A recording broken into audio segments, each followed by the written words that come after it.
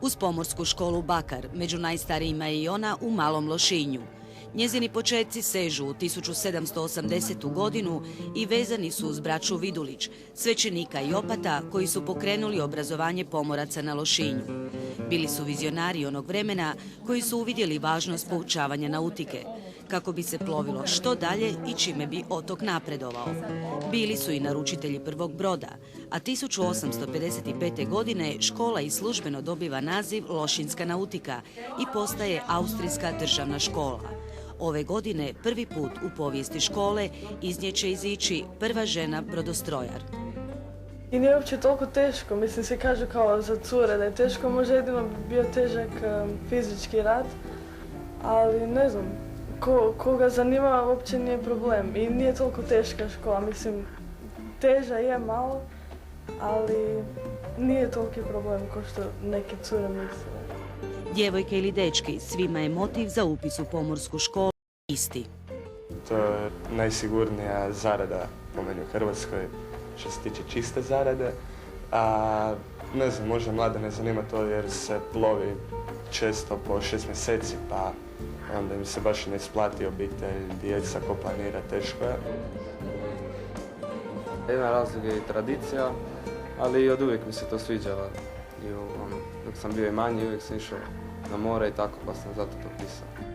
Škola je nakon Drugog svjetskog rata prestala s radom, a 60. godina prošlog stoljeća, zbog velikog zanimanja, predstavnici grada odlučili su je ponovno otvoriti.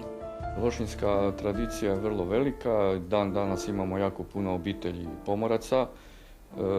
Kao što vidite, razredi su puni, ispunjavamo kvotu.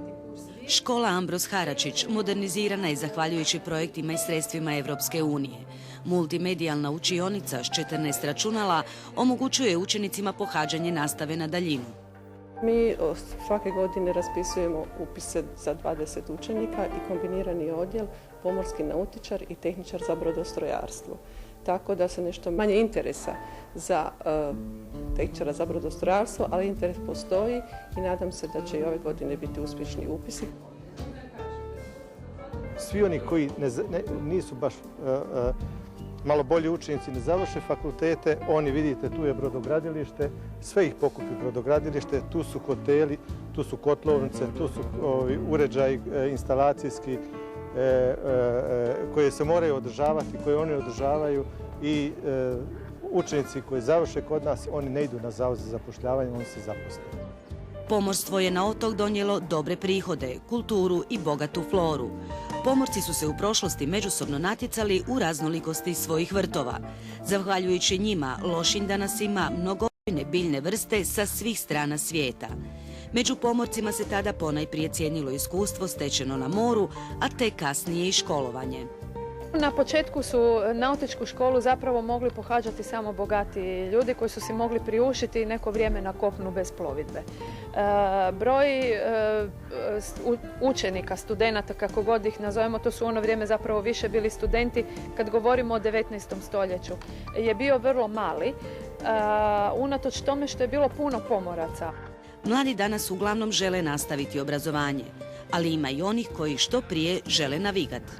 Tu je sada taj korak kada učenici moraju odraditi plovidbeni staž i nažalost mi nemamo sve manje naših kompanija koje ukrcavaju njih kao kadete i tu nastaje jedan mali problem.